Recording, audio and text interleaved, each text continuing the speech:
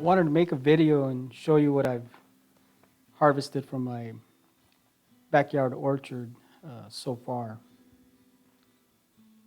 I'll also take you through and show you some of my fruit trees that are flowering and or setting fruit.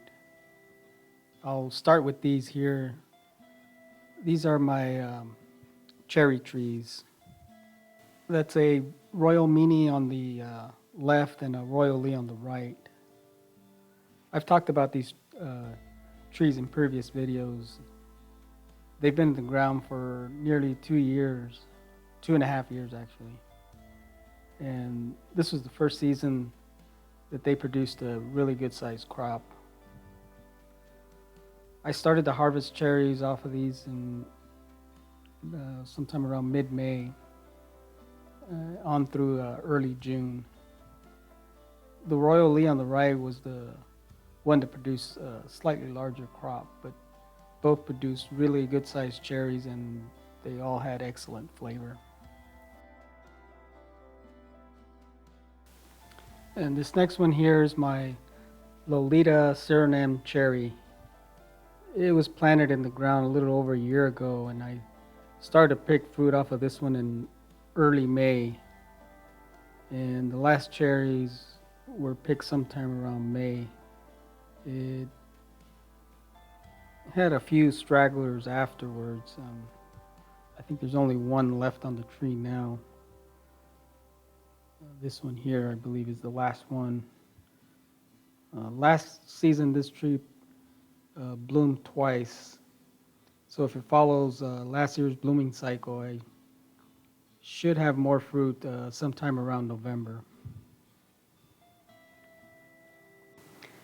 And by the way, I took some of the seeds off of this Lolita and I planted them over by my tomatoes, and a few of them sprouted. I'll go ahead and show you those in a few.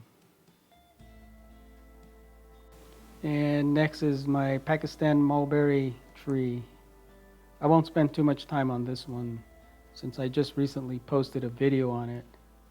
I just wanted to point out that this season was the biggest harvest that I've had off of this tree. The first berries were picked around mid-April and the last were picked around early June. I've read that it's possible to encourage another blooming cycle if you strip the leaves off. So I'm going to give that a try and see what happens. I'll keep you posted on its progress. And here's my Australian finger lime, which, as you can see, is doing fairly well.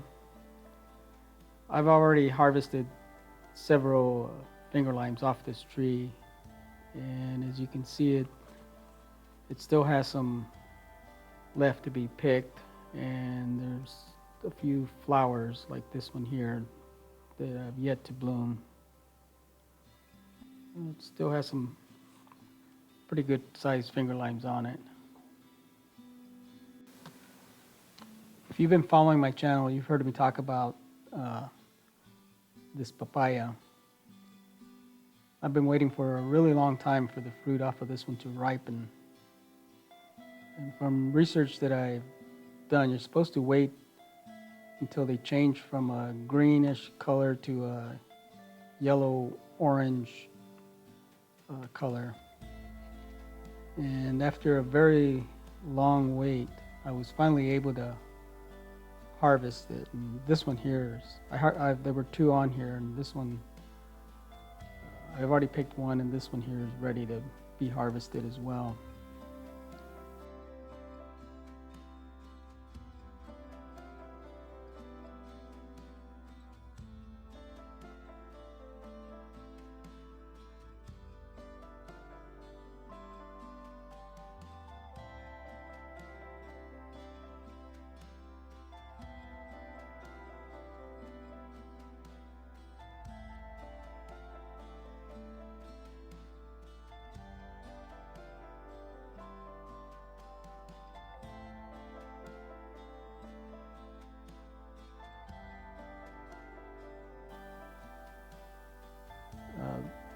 plant flowered last year in early July and began setting fruit around late July.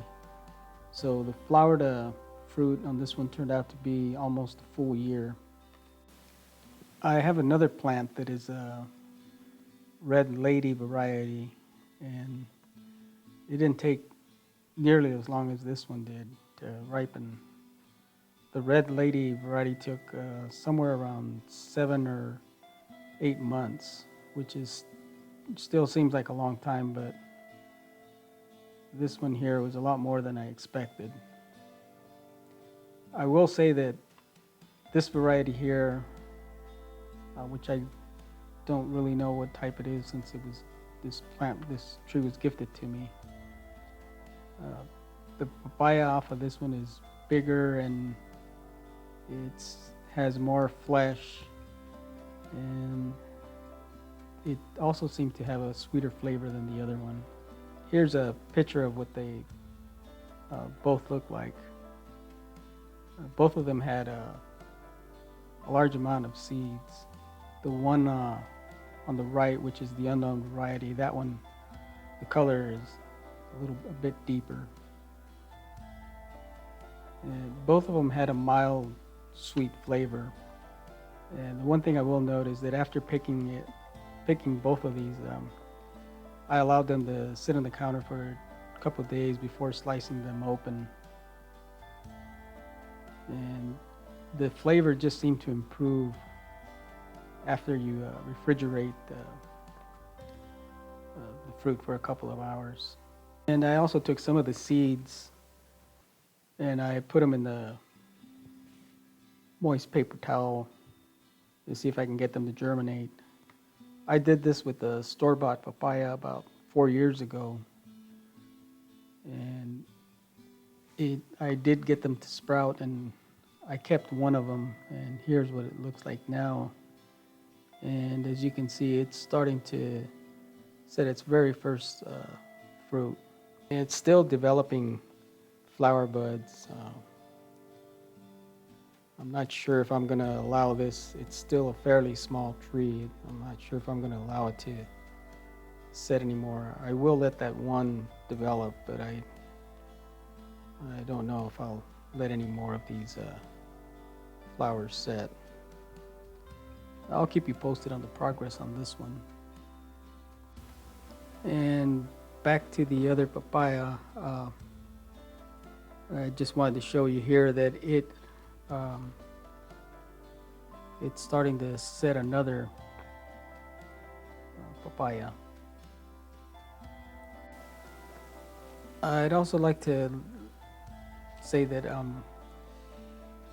when the two papayas that reached maturity off of this tree, when they were flowering, the red lady was also flowering, so I cross-pollinated it.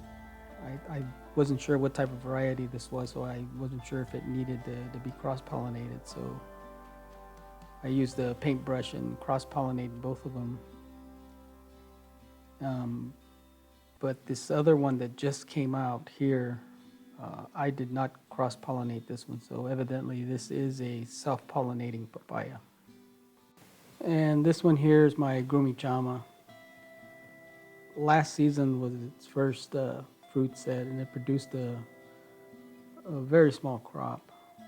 Only about 10 reached maturity. This season it did a little better and set somewhere around 40.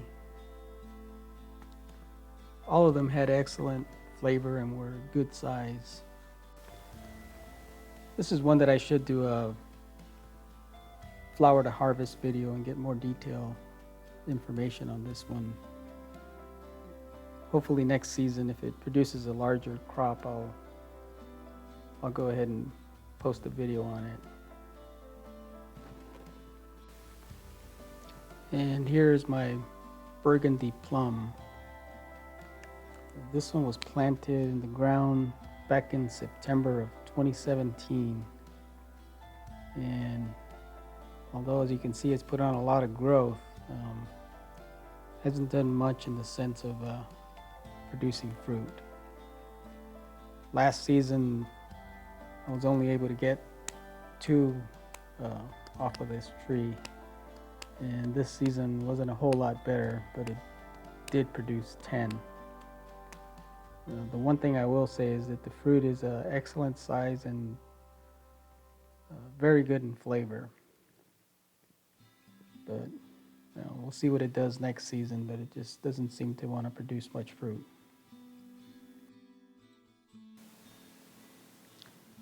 Next are my peach trees. All the fruit has already been picked.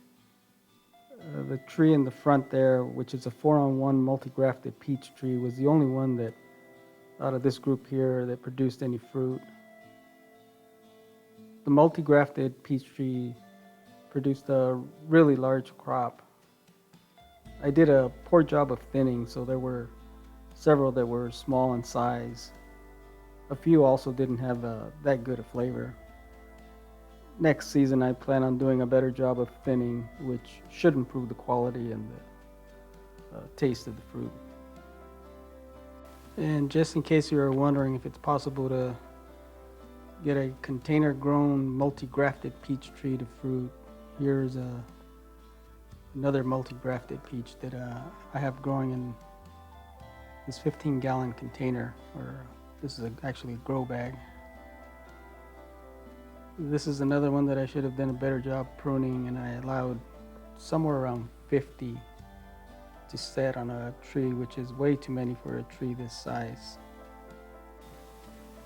Just to give you an idea how many how much fruit this tree tried to set, here's what it looked like when it was starting to develop fruit. And as you can see, there's quite a bit. I thinned it out quite a bit, but still I left too many on here. I should have thinned it down much more.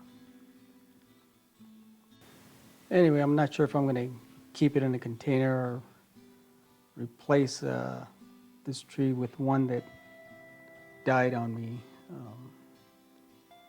I'll show you this one here. This tree was a Babcock white peach tree, and I'm not sure what happened to it. I planted it a little over 2 years ago, and it never produced a big crop. I bought this tree from a nursery that I haven't had much luck with. I have a few other fruit trees from that same nursery, and the trees have either died or are just not doing well. I don't buy from them anymore. I'm thinking of pulling this one and replacing it with another Babcock white, or I might just put the container grown multi-grafted peach tree in here in its place. And this other peach tree here, this is a Santa Barbara peach tree, and it did not flower this season. And yes, it is from the same nursery, and I'm not sure what's going on with this one, but no fruit off of it. Last season it did produce a really small crop, but nothing this season. The leaves are healthy, but it just doesn't seem to have the strength to put on a good crop. And speaking of unhealthy fruit trees, this is another one that I also purchased from that nursery. This one is a Sauzet King Nectarine. It has excellent tasting fruit, however, it's been difficult to get the fruit to reach maturity without it splitting. Last season it produced a small crop, but most of them wound up splitting and rotting. I thought it was due to overwatering. We had a lot of rain in my area about the time these were starting to ripen, so I thought they had split due to all that rain. However, this season we didn't get as much rain and they still wound up splitting, so I'm guessing these trees are been grafted on some type of poor weak rootstock, or maybe that's just the problem with this variety. I don't know. I'm not sure what's going on, but I might wind up just replacing this one. And this other one is a Snow Queen Nectarine. And I didn't get any fruit off of this one, and yes, you guessed it, it's also from the same nursery. Not sure what's going on with these. The leaves are healthy looking, but they just don't seem to have the strength to put on a quality fruit. And here are the stars of my stone fruit section. These are my apricot trees, which are going to need some summer pruning. They're put on quite a bit of growth. There's 3 of them planted here. The one in the front, here I'll show you. You can get a better idea here by looking at the trunks. The one in the front here is a aprium. The one in the back left there is a Royal Blenheim, and the one next to it is a Katy apricot. The aprium and the Blenheim were the ones that produced the most fruit. Here's a video of what they look like back in mid-June. As you can see, most of these here are the aprium, and it was a really good sized crop.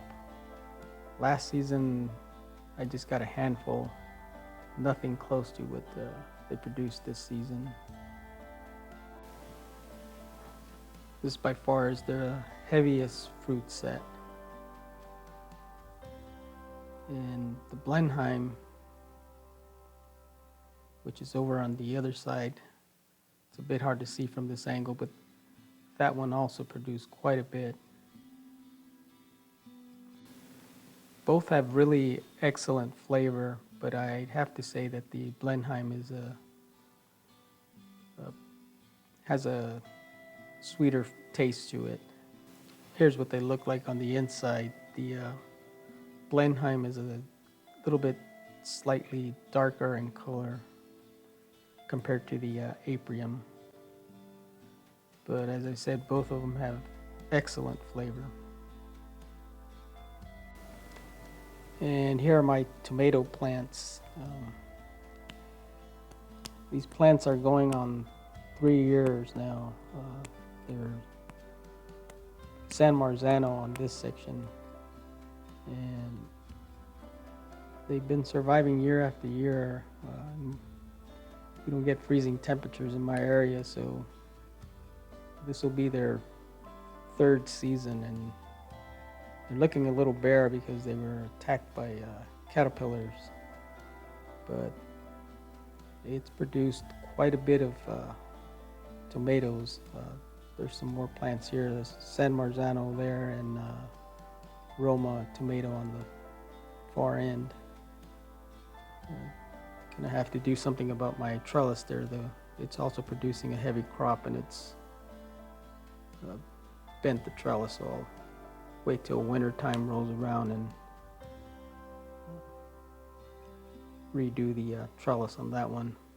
But what I wanted to show you were the Surinam seeds that I planted in this area.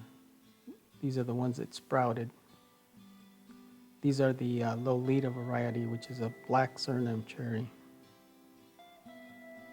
And there's a few more over here as well. So I've got a place where I'm going to be transplanting these here pretty soon. I'm going to give them a little bit more time to get a little bit more mature, and then I'll transplant them to a different area. And here's my Hawaiian white guava. This one's also growing in a container. I've never had a fruit set off of this one. This will be its first fruit set. And as you can see, it's doing quite well. It's got quite a few scattered throughout the tree. So hopefully I'll get to sample the fruit off of this one soon. And here's another guava that I have growing in a container. I believe this is a Mexican cream guava. And this will be its first fruit set. It's still flowering and it's still developing buds.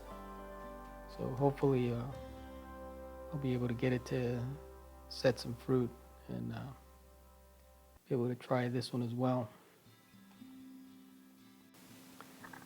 And I have two other pink Barbie guavas growing in this section here, and these always do well. And these were one of the first of the 3 varieties that I have. This one was the first one to start flowering, so the fruit on this one is a little bit further along, as you can see here. They're a little bit bigger, but it's got quite a bit of fruit on it, so this will be another good season for these trees. And here are my ice cream banana plants. There's a couple that are starting to develop fruit.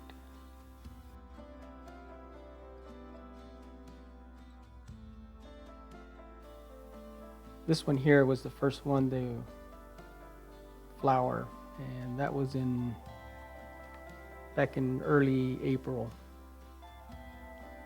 And as you can see, it put on quite a few bananas.